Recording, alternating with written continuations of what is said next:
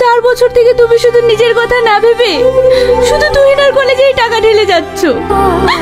আমার এই ডাক্তারি পড়ার পিছনে সব তোমারই হাত।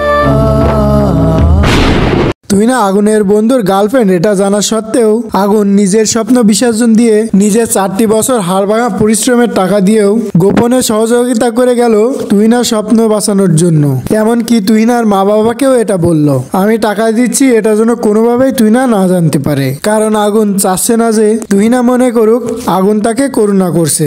আগুনের হাতে ডিভোর্স লেটার আসবে আগুন এটা কল্পনাও করতে পারেনি। কারণ আগুন চেয়েছে তুহিনা তার সকল স্বপ্ন পূরণ করুক এবং তাকে স্বামী হিসেবে আপন করেনি। কারণ তাদের ভিতরে বিয়ে হলেও আগুন কখনো তুহিনাকে জোর করেনি স্বামী হিসেবে। এমনকি তুহিনাও তাকে স্ত্রীর অধিকার দেয়নি। অন্যদিকে রিয়াজ কিন্তু বলেছিল সে ব্লাড ক্যান্সারে আক্রান্ত, তার জন্যই তার নিজের গার্লফ্রেন্ডকে তার বন্ধুর হাতে তুলে দিয়েছে। তাহলে রিয়াজও কেন এই বিষয়টি এতদিন ধরে গোপন রাখলো? তাহলে কি রিয়াজ আর তুহিনার ভিতরে কোনো সাজানো নাটক ছিল?